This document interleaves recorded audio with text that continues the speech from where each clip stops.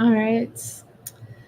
Well, I'm here at the desk and I will be for some time. So I thought, why not go live and just host a hangout video? Um, Snow was a little disappointing this morning. It's a very light dust stain on the ground.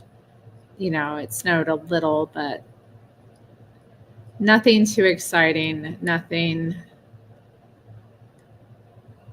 too intense here.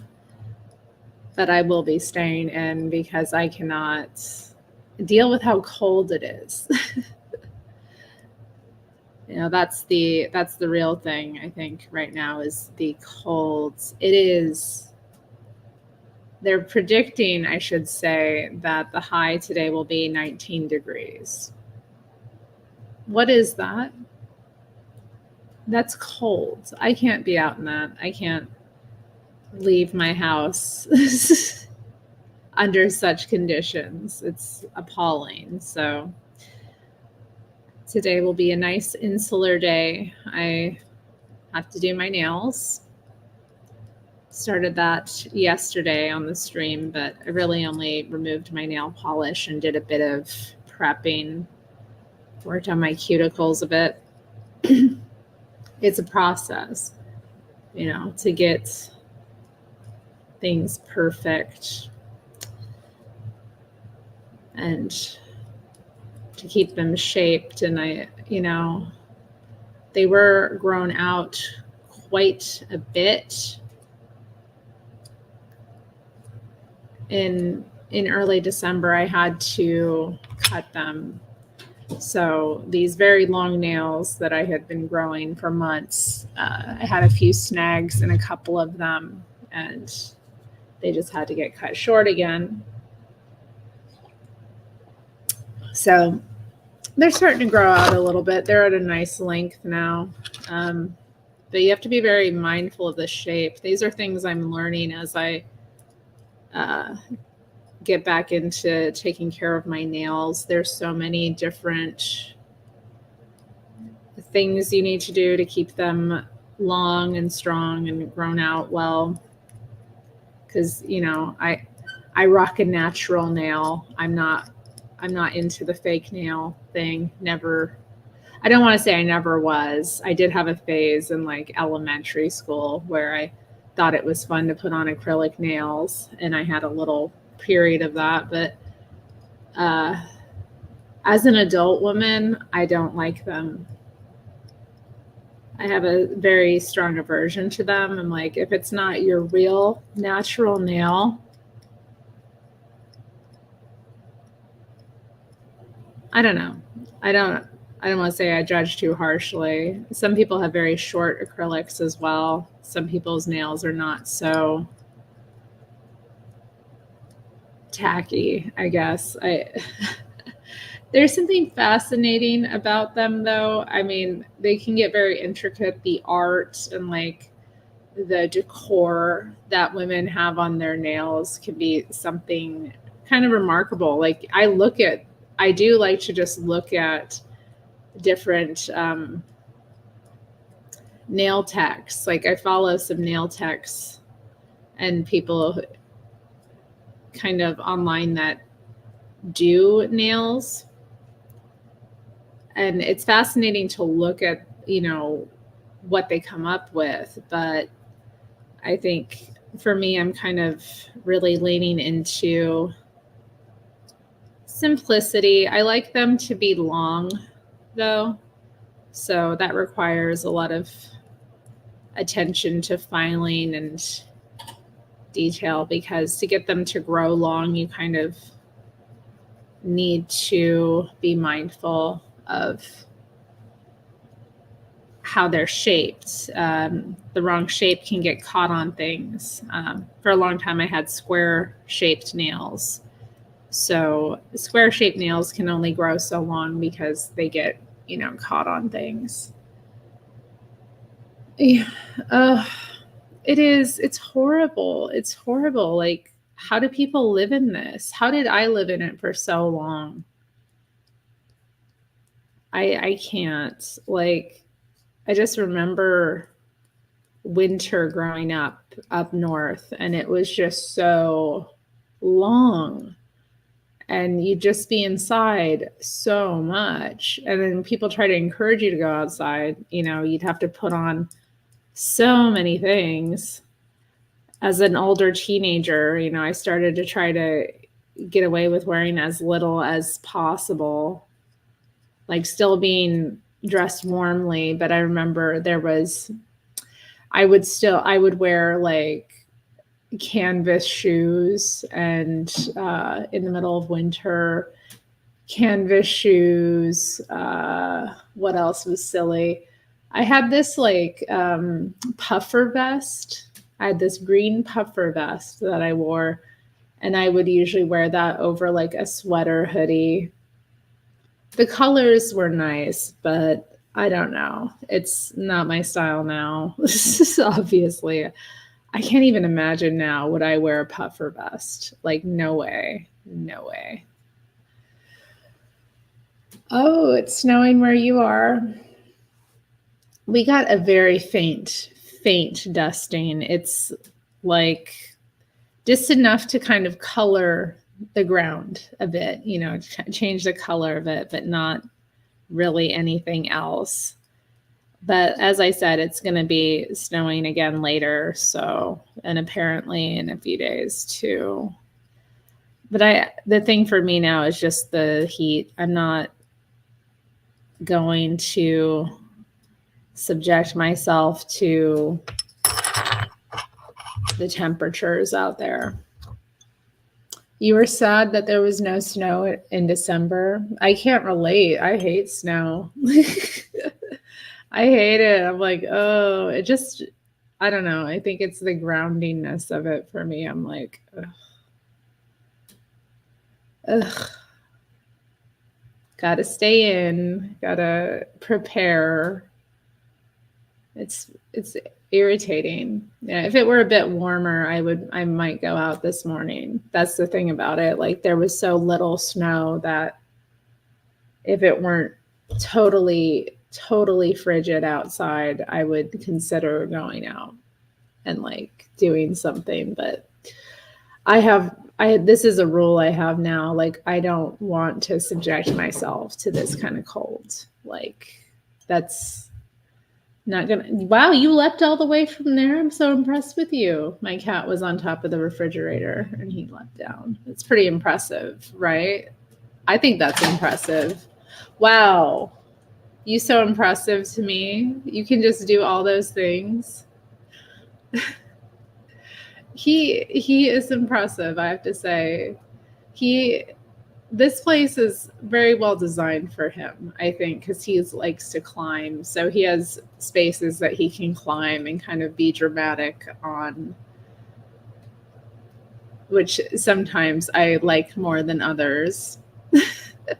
Because a cat being dramatic can be a bit, dramatic at times. And sometimes it's just like, you know how you got up there. You know how to get down. Why are you screaming at me? Why are you looking at me and screaming up there when you're the one who got yourself up there?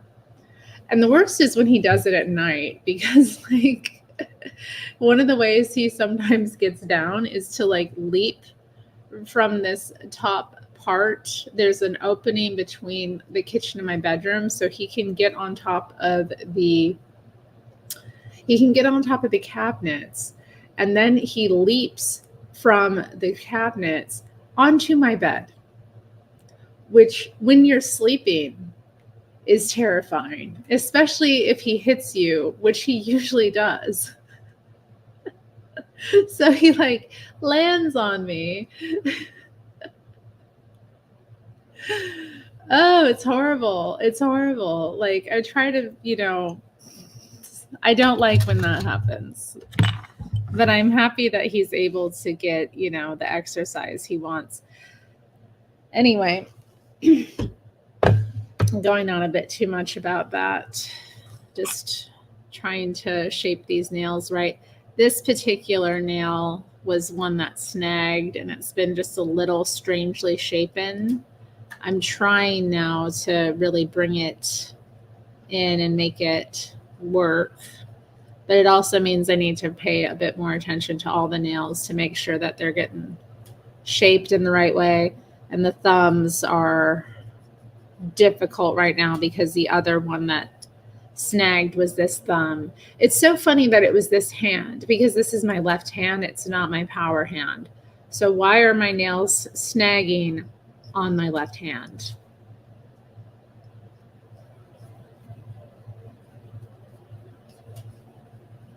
Unfair. I feel very unfair about that. That was unfair. And I'd worked so hard. They were so long. They were so long. And Nero like loved it. Because they were so long, I was able to like go and like kind of scratch him and give him like this really intense scratching that he loved. Like he would just get into it when I'd be petting him and having my nails run around on him. He loved it. Like it was fun bonding. So looking forward to that in the new year, I think. Yeah, I miss walking in snow. It can be very magical. It can be very pretty. For me now, I can't enjoy it like I used to. So it's just kind of depressing, I guess. It's like, it looks nice, but I'm stuck. I can't go do anything. Yeah, it has been windy. I was out like in the past week. I went out not much, a couple of times, and there were gusts of wind. Like on my birthday, I went out in the evening. Y'all, I'm glad I did. I no regrets, but it was cold. I got cold, and there were some sketchy people too.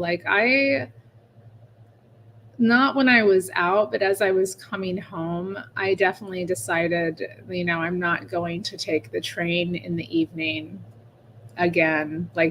No, that's not going to, unless I have to.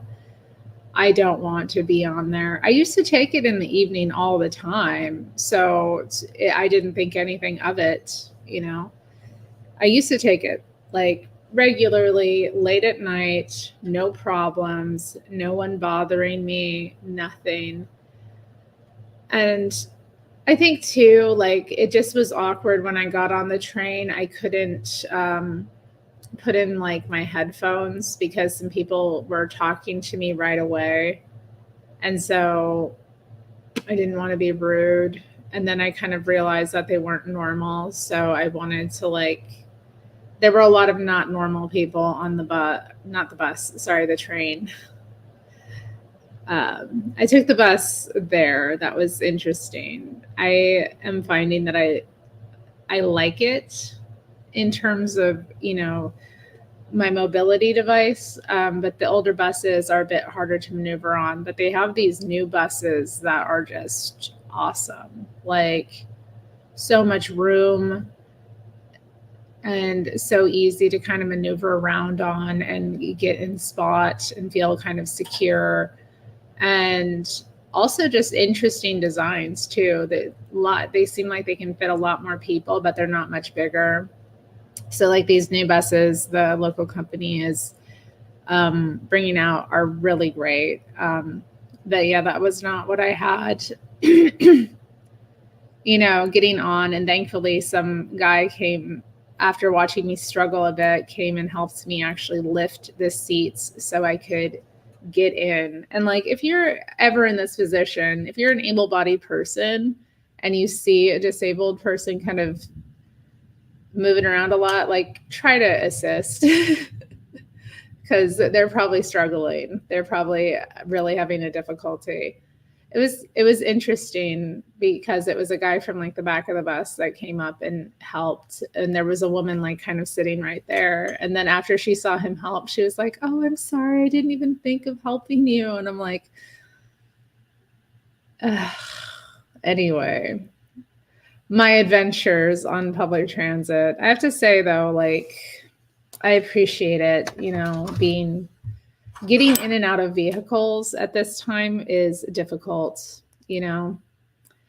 I don't want to get up here and just talk about all my challenges though, like, but it's a reality. It's a reality kind of maneuvering onto things. And, you know, trains and buses are easier for me to get on, I've noticed. So it's like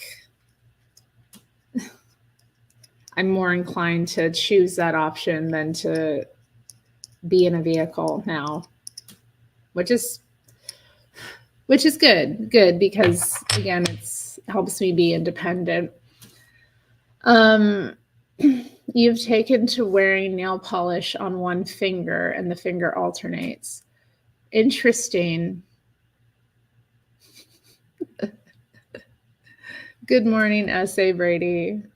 Why would she even voice that? I mean, people are dumb. I don't, you know, like.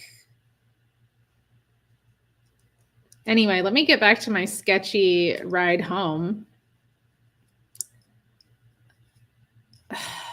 So yeah, there was this couple that started chatting at me. Like when I first got on, where I got on, there were a bunch of people already kind of in the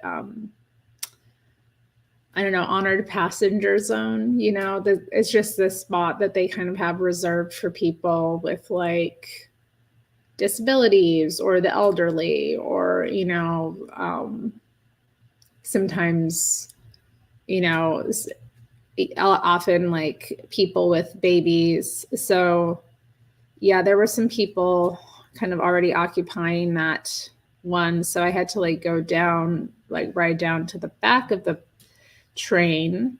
And there, as I approached this like sketchy couple, and I didn't really, you know, I didn't peg them as sketchy first. It wasn't until they started talking that I was like, okay, yeah. But they were like, oh, it's Paris. Like, you look like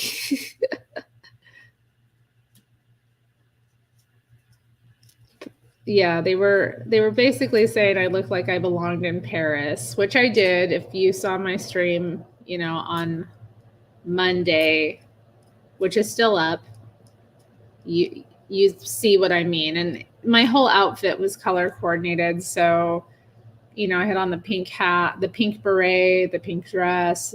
I had white tights, pink shoes, and then my pink and white coat. So, yeah, I was looking European, I guess.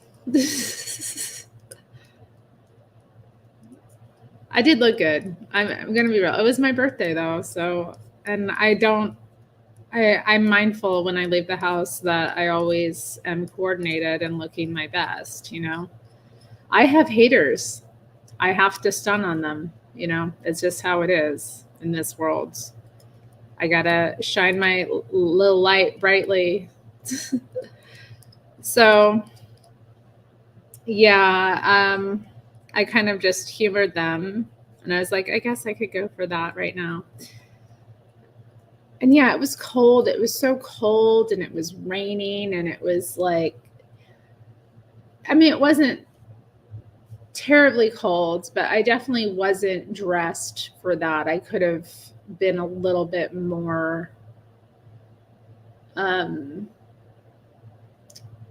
I could have had on a bit more. I feel like maybe some leg warmers or something, you know, and that's something I haven't had in a while. Maybe I should look into that, leg warmers. Because that used to be something that I wore a lot in the winter. And I do have some like thigh highs that I got. They're like thigh high socks. They're really warm and cozy, but that I don't feel like they're always appropriate. They're not something that I'd want to like pull on over my like tights. So I'm thinking like leg warmers would be something that would be easy to kind of help keep me warm, but I'd also be able to kind of wear my tights. Anyway, I'm getting distracted. My story is such. So anyway, there were other people too on the bus. It wasn't just the sketchy couple. There were like other sketch. I keep calling it the bus. It was the train. It was the maybe it's just that it was so ghetto that I think of it as the bus, but it's it's not. It was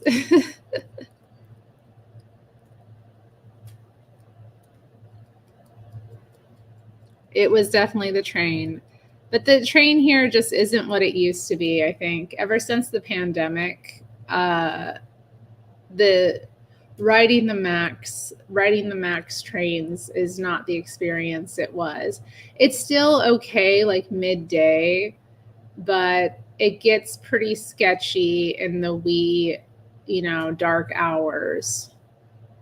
And this was like 10 o'clock at night, so it wasn't that late, or it was just before 10. Like I got home probably around 10:30 or something that night.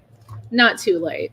Late for me, like ungodly late for me. But I'm so glad I went to see Labyrinth. It was so good to watch it again, with new eyes, and also in a theater. It was really fun. And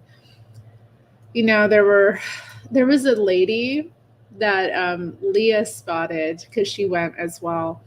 That had a purse with Ludo as the face. Like Ludo's face was the body of the purse, and obviously Labyrinth is this. I don't know. I watched it a lot as a kid. It was, a part of my childhood. Definitely was this Labyrinth, and I remember thinking, how cool it was. It was just this cool film. David Bowie was epic. There were Bowie fans in the audience. They even did a trivia question, and someone won like one of those 33 and a third booklets about the album Low, which I love that album by Bowie. I think in terms of Bowie, my favorite album is Station to Station. But I'm really fond of like Low and what's that other one? Sound and Vision, is that it? Or is that kind of like, well, anyway, yeah, what album am I thinking of?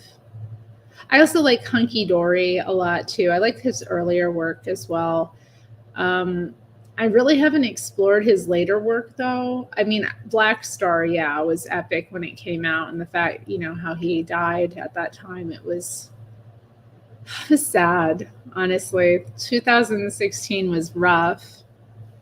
80s Bowie was, yes, of course, David Bowie, Labyrinth. Yeah, 80s Bowie was the best Bowie. I don't know. I like 70s Bowie better. I don't agree. I mean, I guess there's a difference. By the 80s, Bowie had just become, a legend at that point. I guess I understand what you're saying, but thank you, Paul. I left your live to go do my own. Sorry. I mean, I was listening for a while. I wasn't active in the chat. I'd like look over at it a couple, here and there. But yeah, those watching, Paul does these really interesting Saturday morning cartoons, where he like works on his comic. So it's really fun. I like getting up, in the morning on a Saturday, and that he's doing this like cartoon show. It reminds me of getting up, in the 90s and turning on the TV to watch the cartoons that they have playing all Saturday morning. That was kind of nice. Those different cartoons, they do kind of help you get going, starting that kind of day with something artistic. So it's a nice little throwback. And it's a nice chat too. A lot of friendly, cool art people in there. Okay. Yeah, I haven't explored his work in the 90s, and I think that's where I fail as a Bowie fan. But yeah, Labyrinth was gorgeous. There were like things I'd forgotten in the film. little details that you forget. So it was pretty special, pretty sweet. So a lot of people brought their kids, which was also really nice to see. And I was like, yeah, definitely. This is something like if I had a kid, I would definitely want to expose them to Labyrinth, you know? It's just such an amazing film. And it's fun seeing it in theater because people get a little bit more, excited. So we were cheering like when Jennifer Connelly's name came on the screen. Like, yeah. She's so like thinking too, just seeing it's been so long since it came out. I mean, I don't want to say it's been so long, but it came out the year I was born. So that's a few decades now. And then some. Oh my God. So yeah, she's so young in it, and just to see her like so young and to think about everything else I've seen her in, it was kind of interesting watching her. I guess as an actress and thinking about her evolution and just her, she's still so like striking as well as I don't know, like her face. It's just some people have those very like faces that just like pull you in, and she has that kind of face, which kind of brings all this wonder, I think, into it as well. I love too thinking about the fantasy of it, and I was thinking so strongly about the meanings behind things in it. What they meant to me as a child as well, and like revisiting them now, thinking about what it means to me as an adult woman. I don't know. It was so sweet. It was so sweet. It really was. It's such a sweet film too. Like I'm thinking about the ending now and I'm getting kind of emotional. Anyway. And it deals with the elemental world, the world of the goblins. It's so amazing. She goes into like that realm. It's impressive, honestly. This young woman going into their realm and like taking on the Goblin King. It's quite incredible. Yeah, I don't know. I've read like before I went to see it, when I was deciding to go see it.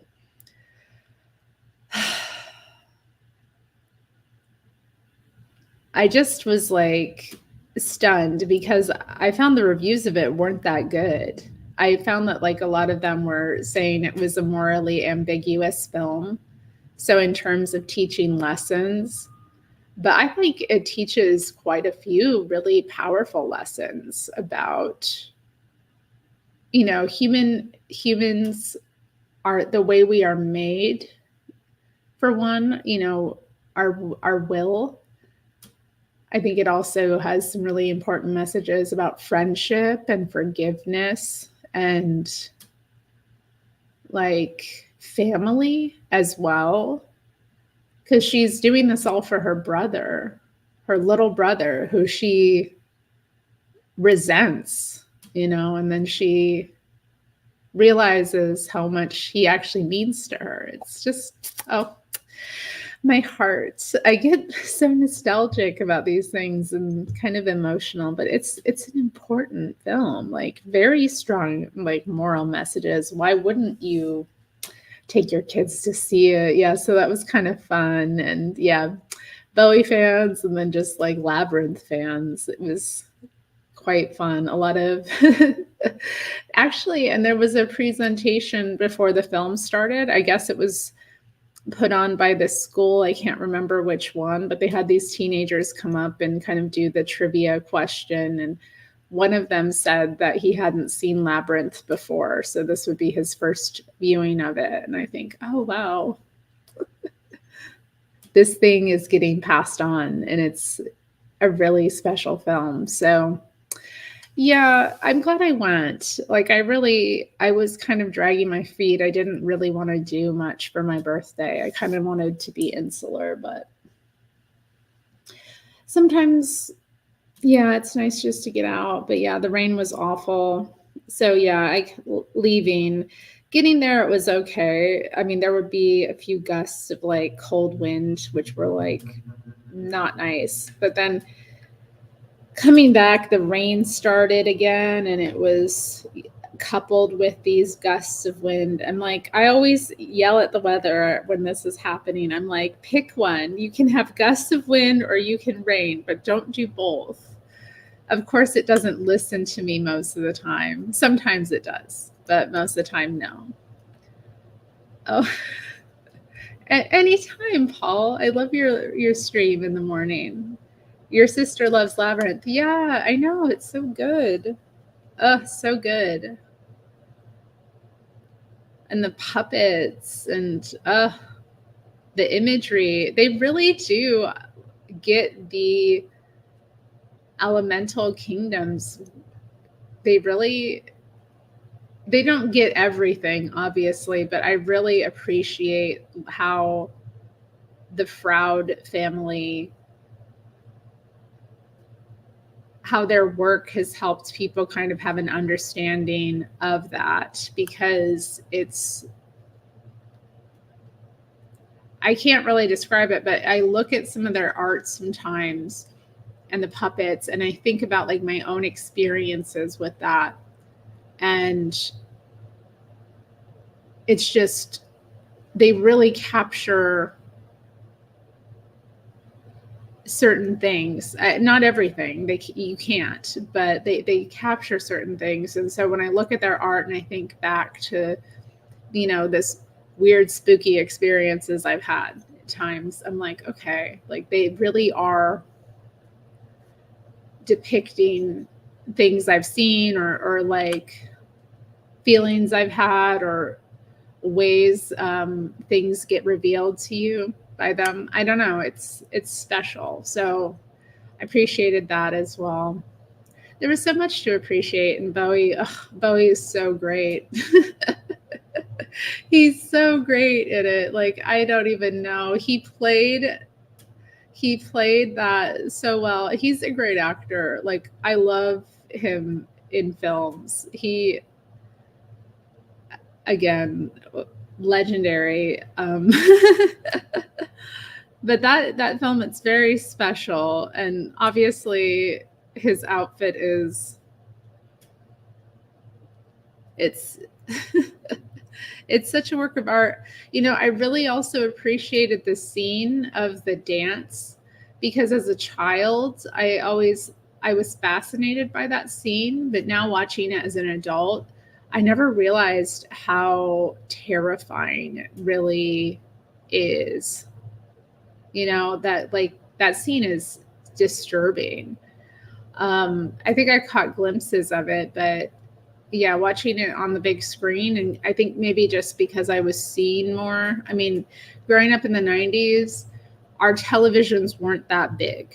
We had a decent sized TV, and honestly, one of the reasons why I haven't looked into setting up a television in my own home with these modern TVs, like I'm always looking for something older.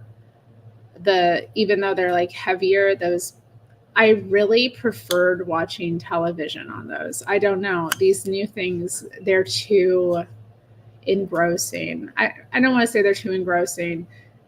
They're not, I don't know, they just don't work for me. I don't want a big like wall of television. I don't like that. I like having a confined little space box for it. But anyway, that's my own personal preference. But yeah, I think watching it on the big screen, I caught more of the facial expressions and things like that. So it was a scarier scene. Like, obviously I wasn't scared, but it was scarier.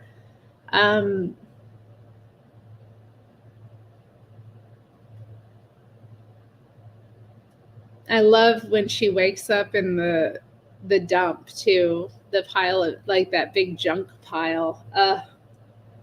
That was incredible. oh my goodness, that was incredible. Like, I remember, it was just interesting to see it again with new eyes, I guess. Her going into her room or thinking she's in her room. I don't know. She went into it, and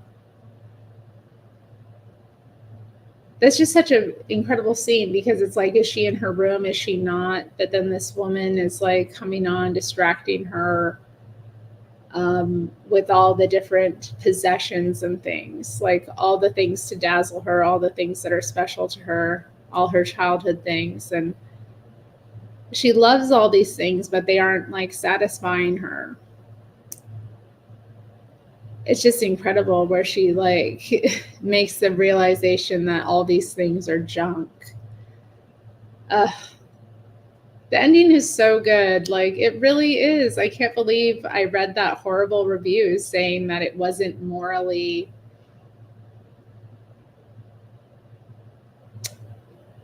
I don't know, that it was morally ambiguous or something. I couldn't believe that. Like,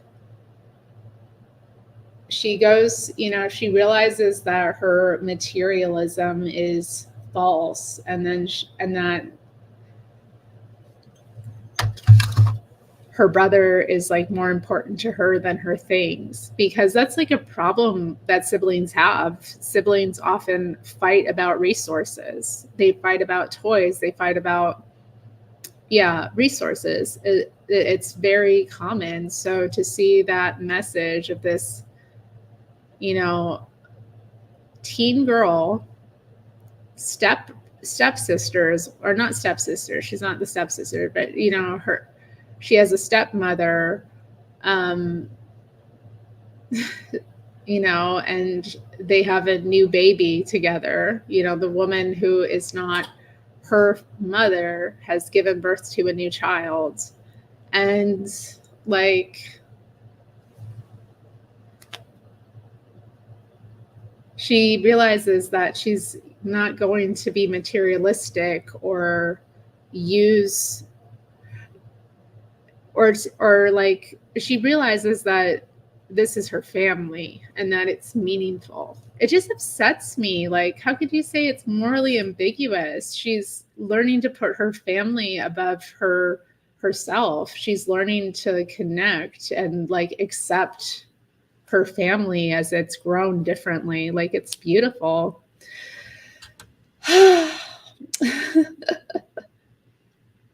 Yeah, I highly recommend watching it again. Yes, in real life goblin. You got to watch out for goblins. I don't mess with goblins.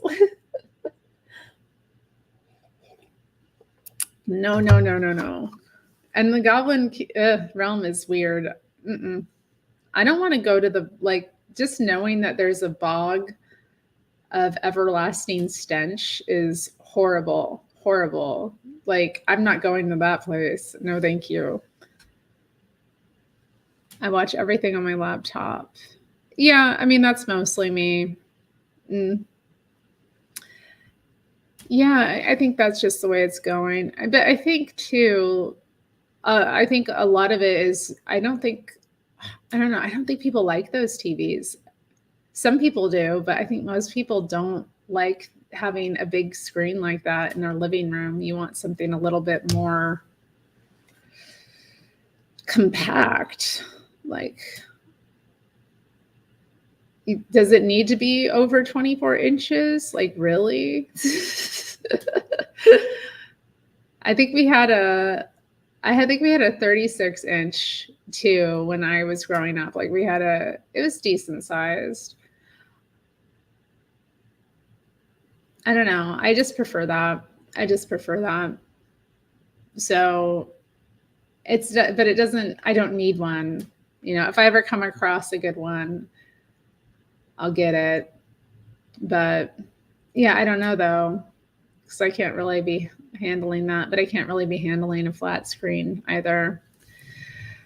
No, the review didn't really have much about it. It just said that they didn't think it really had a clear moral, that they didn't go into detail or I guess maybe I don't know why. I don't know what they thought about it was negative, I guess. That's the thing. Like I understand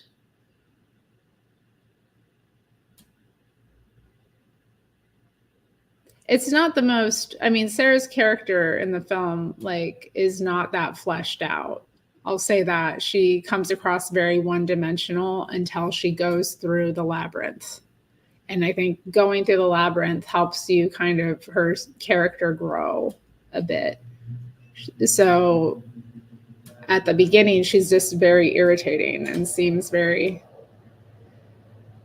kind of spoiled and unhappy and, mean to her little brother. I mean, who would wish for the goblins to take your little brother away? Like, that's, I mean, I guess that is pretty shocking. Maybe that's what they're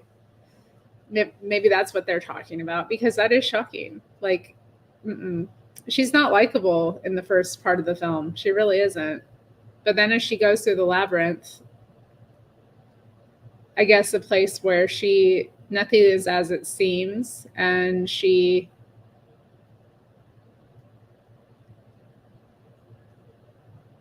has to rely on like faith, I think. Yeah, I mean that's all it is. She just she believes that she can get through it and that she is capable. She believes in herself. And it's not just that she believes that, not just herself, she believes that she can get through it and that she can trust and she can have an open heart to the creatures she meets. And, it's sweet.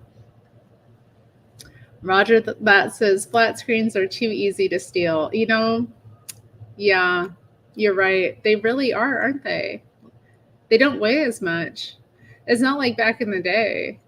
Like if you can get one of those out quickly, with those old TVs, you might need one person can handle it maybe, but you might need like two. You really might need two. Yes. Oh, that's so true. It is. Yeah. Like I don't need a big black mirror on the wall, you know? I don't need that. I mean,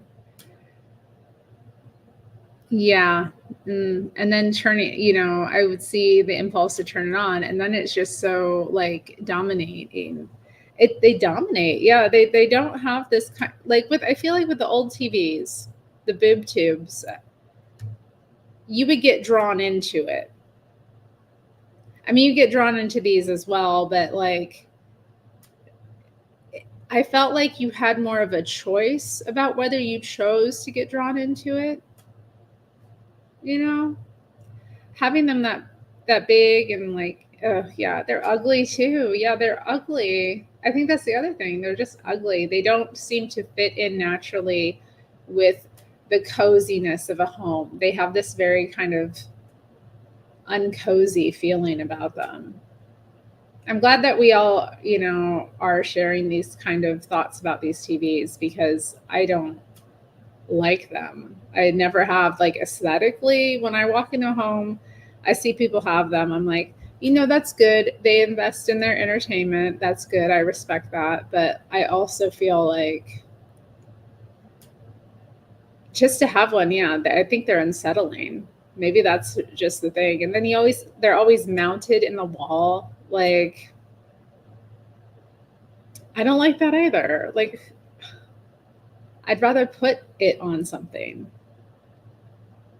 I don't want it mounted in the wall. I don't want, like, because I want to move it around as well. Like, anyway, enough about the big screen TVs. I've gone on long enough about it.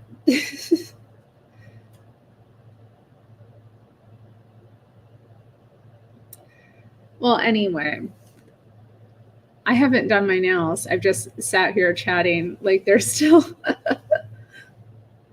All right. Yeah, I know. I miss mine. I haven't had a television. What? Yeah, since 2014, I think was the last time I owned a television, and it was one of the older models. It was like a 32-inch, I think, and it was heavy. That was back when I lifted it by myself. Like I brought it into the last house by myself and brought it out. I was strong in those days, very strong. I think of it now. I was like, yeah, I was very strong. But it's, things change. What nail polish brand do I favor? What a way of putting it. I'm fond of Sally Hansen. Like I'm fond of the Insta-Dry line because I hate waiting to use my hands again. So a lot of that. I'm fond of that line, and I'm also fond of this Miracle Gel line. It's not gel polish; it is varnish, but it has a much thicker consistency. And then they have these top coats. I'm very fond of this matte top coat. I use it with. It works with that line and any other lines. So I often like to have matte nails. So I am fond of those. I do like, I know I have some nicer brands in here. This one is OPI. Actually, this varnish might be done for though. OPI is nice as well, but these are a bit more dear and not available. Oh yeah. Oh, it's dead. Rest in peace. Oh, this was a nice color, but I'm kind of not favoring darker colors anymore on myself so much. I'm kind of more self-conscious about them. Awesome. H-Han is snowed in as well. Okay, so this one I'll put over here.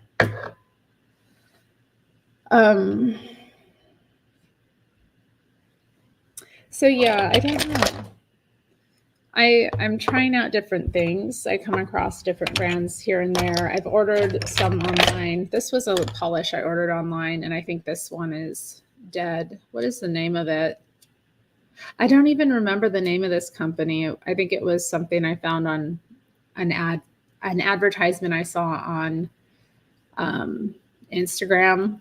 Instagram knows how to get me. Oh, this one still might be a little usable. Should I do it? It's this very nice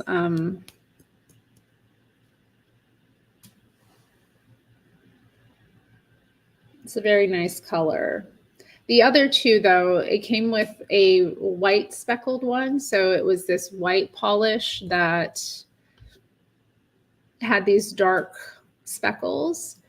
And then there was a same color, but instead of having the rainbow sparkles, which this one has, it had black flecks. That one was my favorite. That one dried out though recently, so it's it's gone. I used it quite frequently though. Like that was one of my favorites. I'm just testing this. I'm thinking like, can I paint my nails with this? I might be able to. It's a bit tacky though. It's a little bit, I don't know.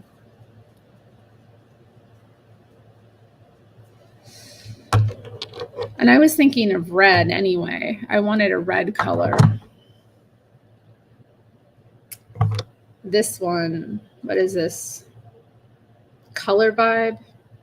I might have gotten this one at the dollar store, but you know what? It's a nice polish.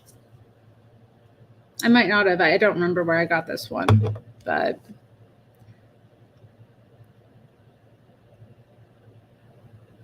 really it's whatever is available. There's only a few drugstores around here that carry nail polish, and Yeah, there I would sometimes go to the Target that was down here, but they've closed it. So in terms of like drugstore polishes, everyday polishes, Sally Hansen is reliable, good old reliable. But yeah.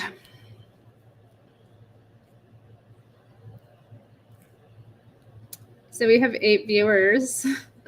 I'm kind of thinking, like, do I have anything else to say? Haven't even started my nails, but I'm all out of talk. All right. Well, we went through Labyrinth, which was nice. Nice to talk about that. And yeah, after that, my trip home was sketchy. It wasn't even just the train. It wasn't even just the train, because as I was coming back, actually kind of rather close to my house, once I hit the, I don't know, within 3 blocks, this man, I should say, was, walking in my same direction. And he was kind of mumbling to himself, and he kept saying the word murder. And I was like, okay, while it's like raining and the gusts of, wind are coming upon me from time to time, I now have this crazy person saying that. I also on the train, not only that, there were like, so the couple across from me started talking to these young women about boosting, which I know what that means. If you don't know what it means, look it up. But I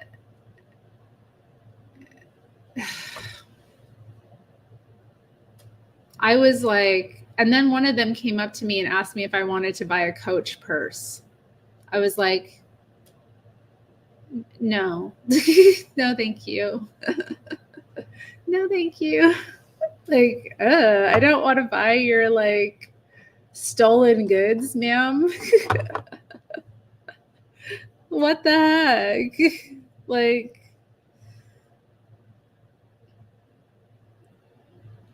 it was not. And then yeah, when the couple were getting off the train, they were saying something about like how dangerous it is, and I was like, she's like, this part of town is so dangerous, and I was like, oh, it's not. There's other parts of town that are far more dangerous, actually. And she's like, yeah, it's really dangerous. I was like, okay, she's not. But I guess in her world, it is dangerous. I mean, when you live dangerously, your life is dangerous. So I didn't enjoy that. And I'm like, okay, I will not be taking the train in the evening again. There was one young man that like asked for prayer. He asked that like weird couple for prayer. And I told him I'd pray for him. And so I got his name, and then I prayed for him. And he got off, though, on the east side of the river. So he didn't take up too much mental time or space. And you know what? I did pray for him, so I hope things are going well for him. I don't know, though. Things did not seem to be doing too well for him.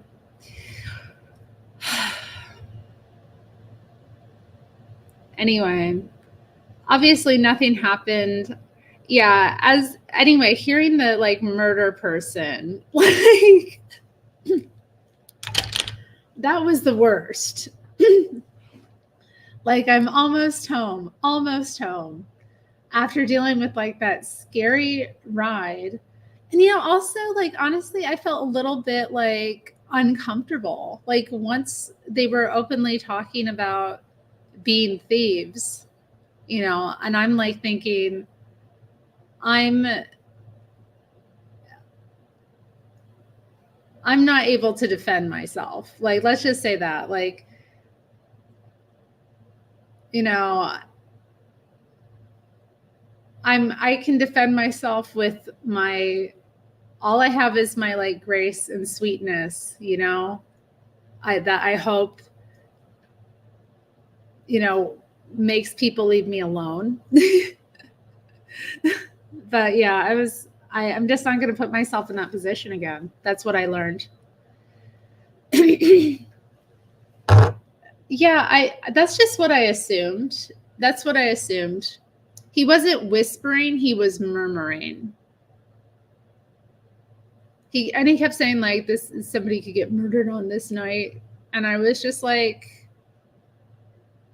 it was, at first I thought he was talking to himself, you know, which I respect because I have been known to talk to myself in public, and it's something that people do, you know, and I don't judge it if I just see it. I don't think, okay, automatically crazy. It's what transpires after that that lets me know someone is crazy or not. So like if they talk to themselves and then they go like, anyway, and I try not to invest too much in whether other people are crazy. I have my own crazy to manage. I can't be managing the crazy of others. I just need to be aware of it and figure out what's, you know, too crazy for me.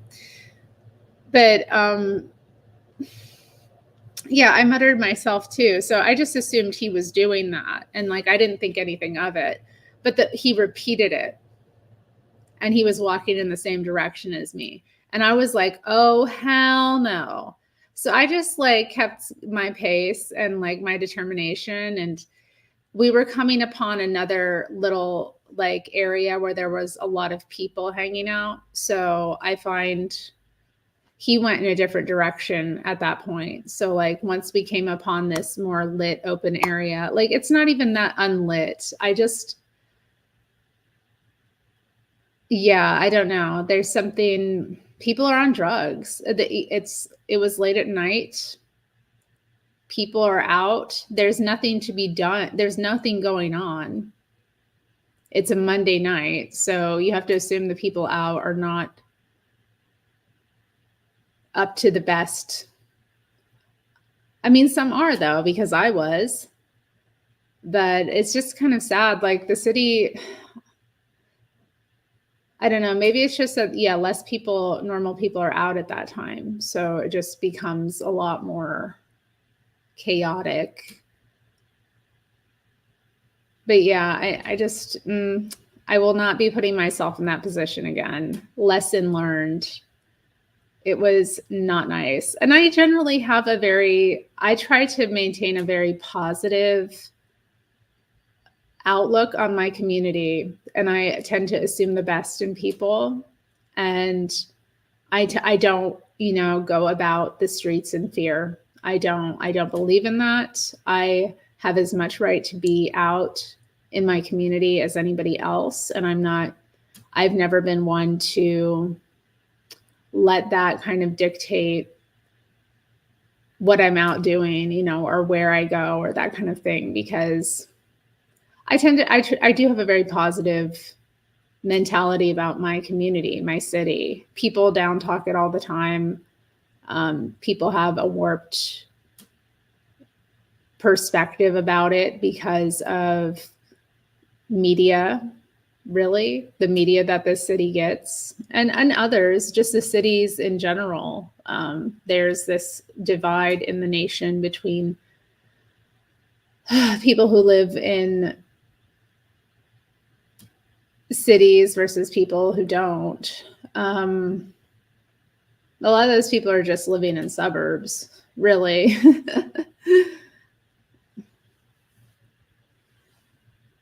Yeah, I know. Yeah, I know Polar Nights. That's what I thought too. Like once I heard it twice, I was like, oh hell no. He didn't. Alone in the City. Oh no. Oh no. I know. Oh no. This is kind of a small city too, but anyway, And it's rough, you know, there's a lot of rough things happening. I'm not naive to that at all. I see it with my own eyes. I have for years. It's always been an issue, and it's just exploded in recent years. And there's been different policies tried out to deal with various things. And I think we're facing a lot of we're just facing a lot of challenges because of the nature of how things have gone down. So, but I try to be optimistic and stay invested in my community and not check out, you know, not check out and not think that it can't be solved, that things can't get better, because I believe they can. And that they will, actually. I believe they will. But yeah, what we're facing right now is just incredible. The drugs crisis and the homelessness. And these things are often interlinked, you know, so it's a very frightening thing. And not only that, like the homelessness, the fact is, you know, there's a lot of people with very, very real issues on the streets as well, like not mentally sound. And that's dangerous as well. It's dangerous for the population. So, and then there's crime, like people openly being criminals, talking openly in front of strangers about the fact that they steal for a living, you know. that to me was just like, maybe, I don't know if they thought I didn't know. I think that happens a lot too. Like I knew this guy who was very sketchy years ago, and he told me that I'm not as square as I look. He said that, and I guess to him I look like, or maybe and he was like I said, sketchy, but I think to people like him I look like a square. I look like a normie, like I wouldn't know, or I wouldn't, you know, be knowledgeable about what they're up to if they, you know, but I was. Yes. We do have some incredible films done here. Like incredible stuff happens here. Very incredible. And it's a good city to film in. It really, or at least it used to be. I don't know what it's like now. Seems like things are always under construction, which isn't a bad thing, but it can be difficult because, you know, individual flair and charm is part of what makes a city. And if all the cities are kind of like adopting, you know, modernism, it's important to retain historical buildings in a city and historical areas. And we had a lot more. And I think, you know, there has been some devastation of that, so that you can't get the specific feeling, I think, that you can get in some of those films. But I don't know. I haven't seen every film made here. I haven't even watched like Grimm, and I know that was filmed here. So I have work to do in terms of investigating those sorts of things. But yeah, and then of course the series Portlandia was filmed here. So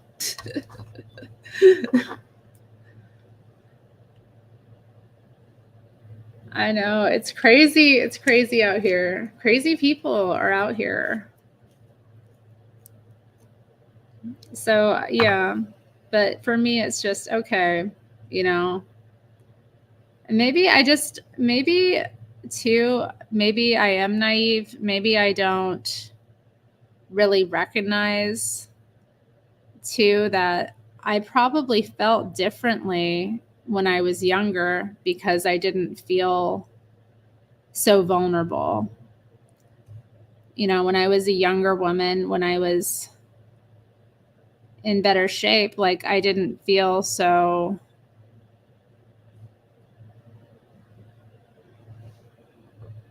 self-conscious, or I didn't notice other people as much, maybe because I didn't feel like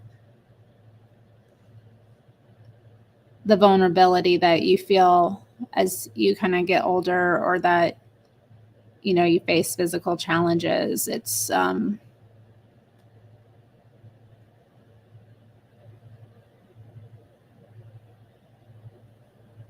I felt strong when I was young, and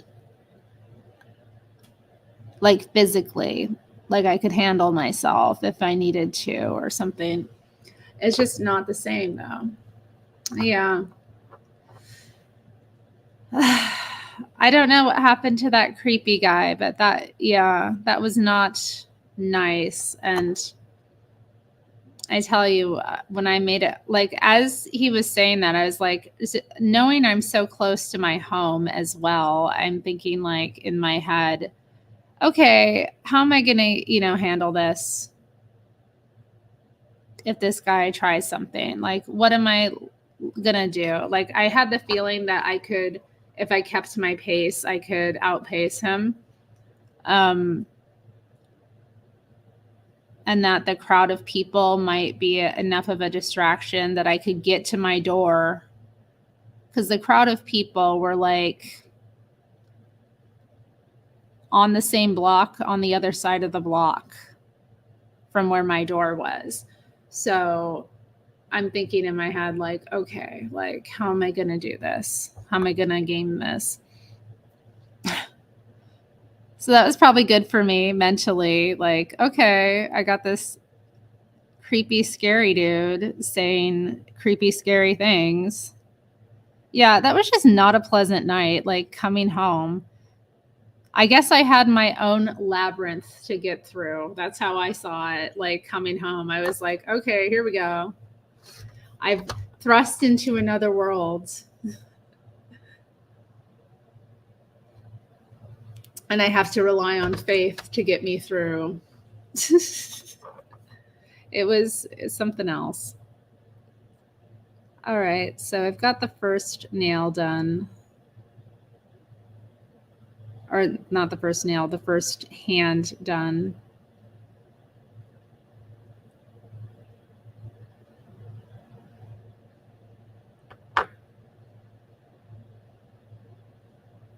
You know what? That is a good point. That is a very good point. The goblins were out. And I guess I put myself in the land of the goblins, didn't I? I said I don't mess with goblins, and there I was. But I did not meet Jareth. I did not meet the Goblin King. Thank goodness.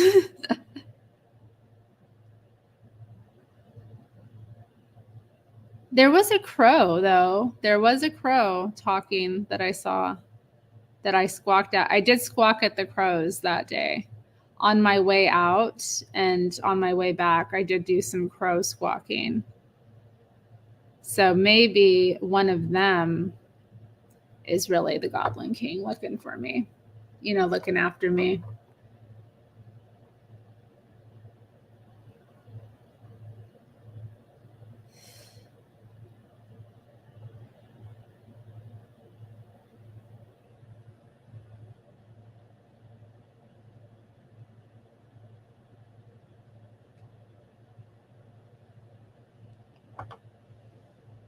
I love squawking at them. I love it. That's like why I don't judge people that I hear talking to themselves or whatever. Cause like, how do I know there isn't a squirrel or a crow nearby? Cause I do that. Like I see a little squirrel or a crow or even a seagull or some pigeons. I'm going to notice them. I'm going to talk to them. You know, I'm gonna get my piece. I'm gonna say hi to the neighbors. I love the crows. I love when, you know, one is just squawking up on a post and then you just look up at it and you're like, ah. Try to repeat their sounds.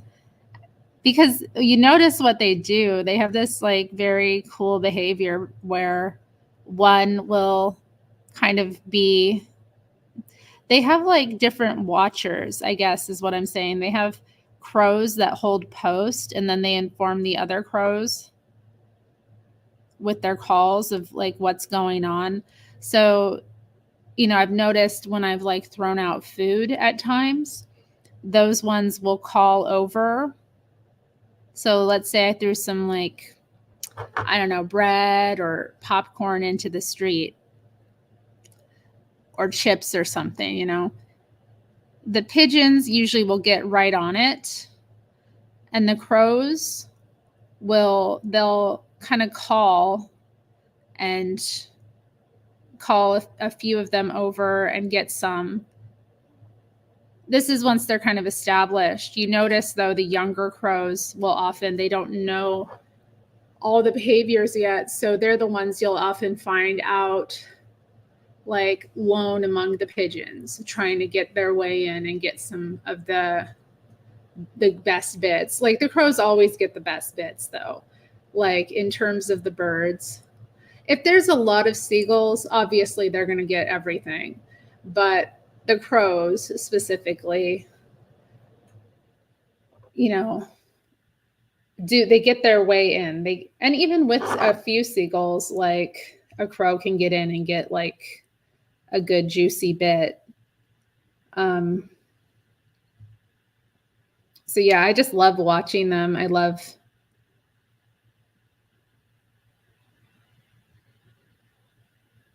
watching them. I love seeing them do their thing. And I love talking to them, the crows especially. I talk to the pigeons as well, but I can't really, sometimes I guess I do mimic them a little bit, like their voice and their mannerisms. But with the with the crows, I like to squawk back at them because they have such interesting calls. Like, I wonder what they mean. Like, I don't know exactly what they're saying, but you'll hear one going, bah, bah, bah, bah, bah. And so